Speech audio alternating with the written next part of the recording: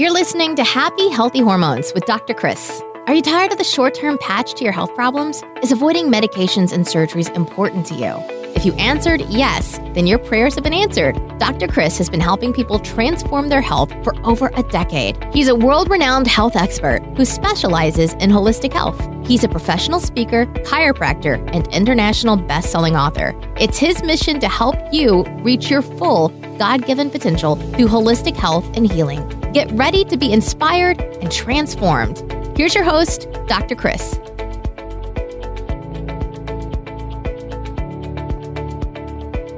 Hello, everyone, and welcome to the show where disease takes a dive and people come to thrive. Today, I want to talk to you about something that affects millions of people.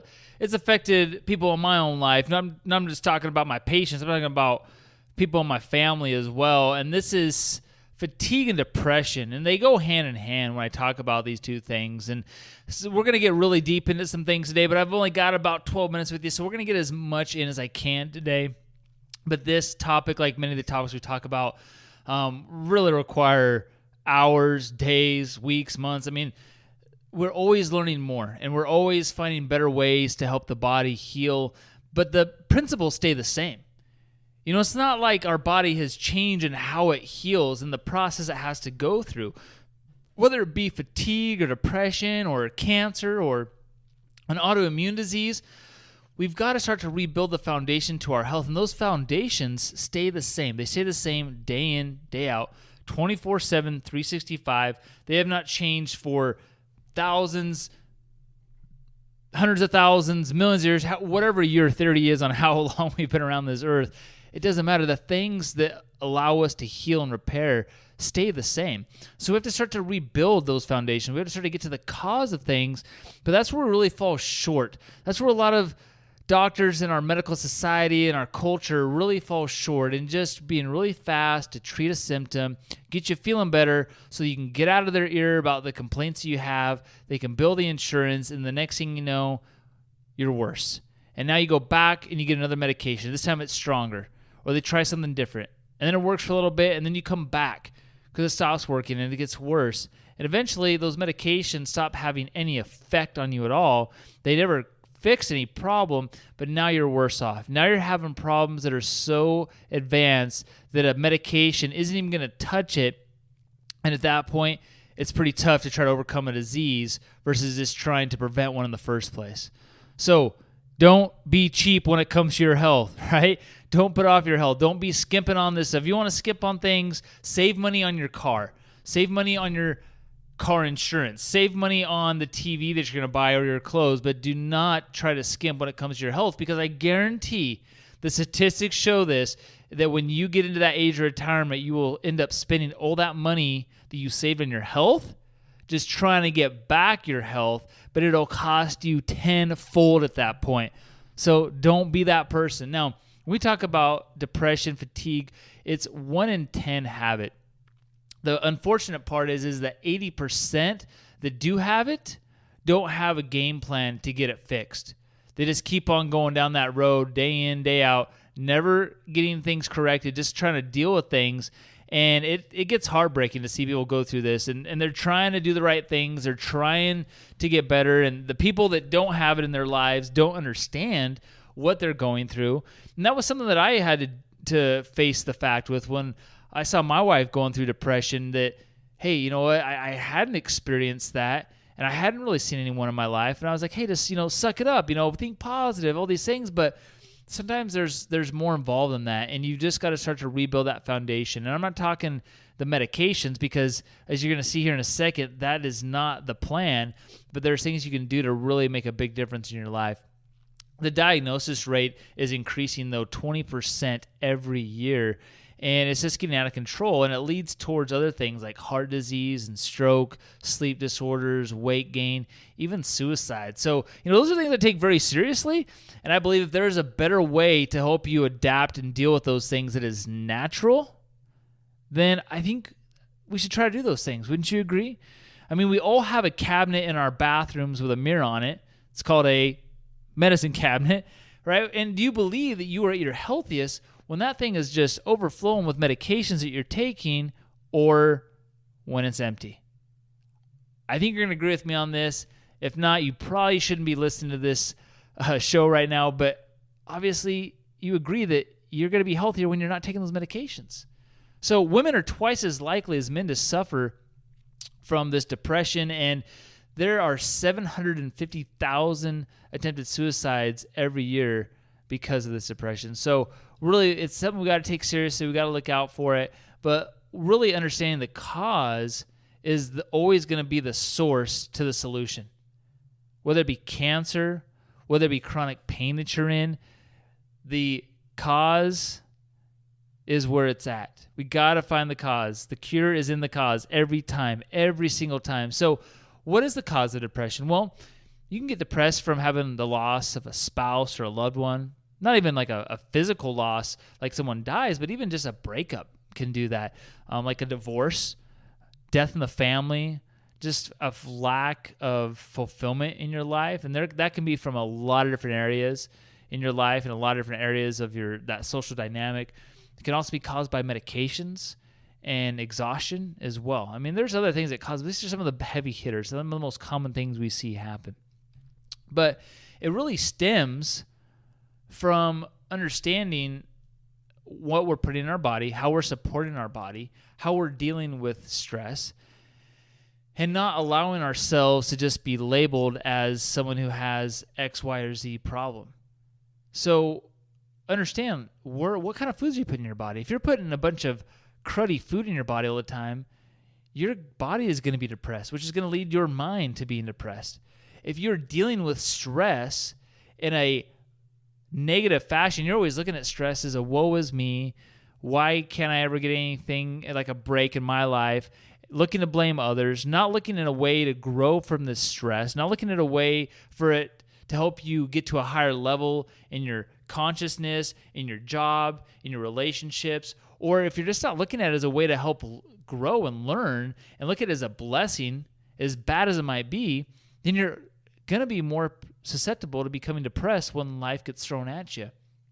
And then just not allowing yourself to be labeled is huge. And this is, you've heard me say this time and time again, but you will become that diagnosis if you identify yourself with that diagnosis. Oh, hey, I have fill in the blank, diabetes, fibromyalgia, depression.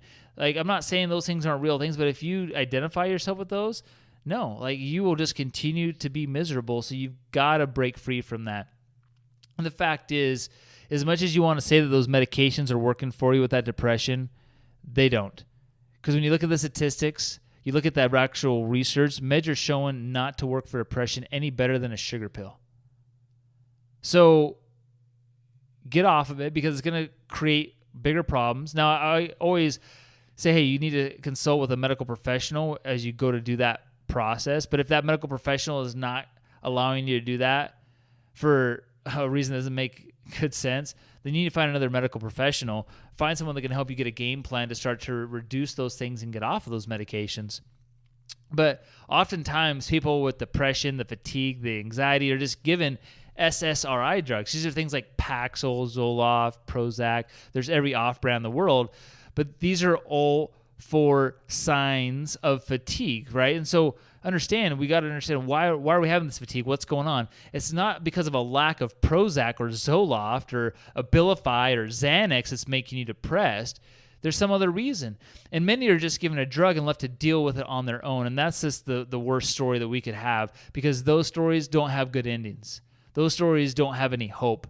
And there is hope for you to feel better, for you to get out of that dark place that you're in. But you've got to be in the right place. You've got to do the right things for yourself. And, there was this woman that I helped a while back. She was this 27-year-old female, just, beautiful, outgoing, had everything going for her, and had made a career change.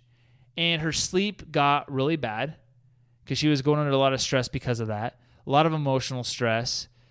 She had a loss in not only her friends because of that move, but it started to affect her marriage.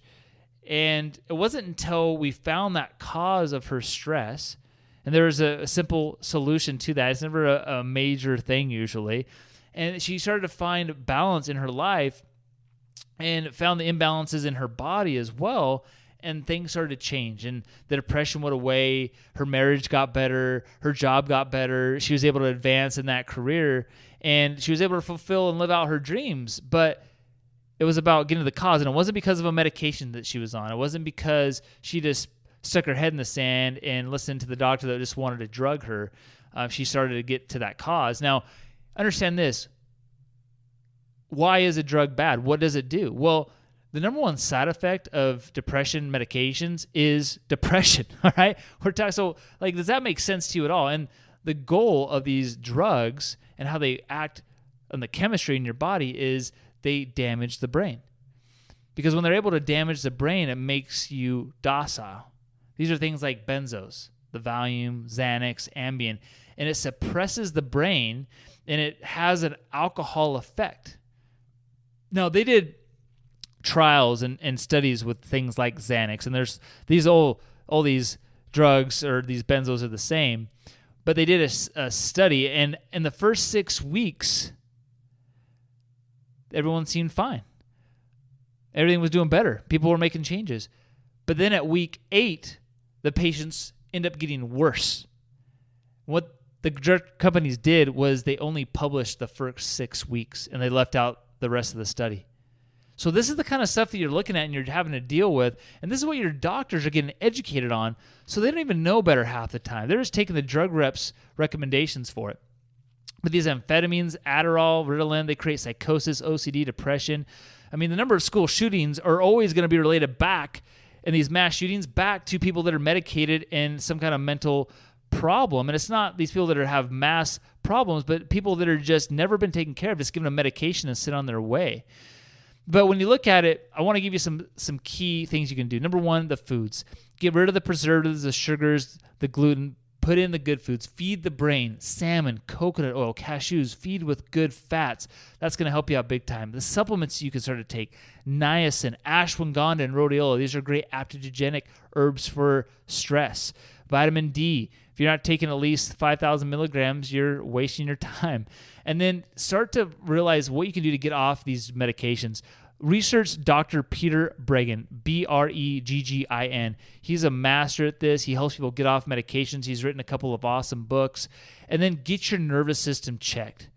It changes your serotonin levels when your very top bone, C1, is irritated. It damages the brainstem. And studies show that once people start to get that pressure off brainstem, they have a 70% increase in emotional sensation, meaning they start to feel better and their pain starts to go away and their state of mind changes as well. So again, your body needs no help healing. It just needs no interference. Start removing those interferences today. Thanks for listening, and we hope you enjoyed today's episode. Please help more people in reaching their fullest potential and rate, review, and subscribe to this podcast. For show notes and other free resources we mentioned today, go to newedgewellness.com.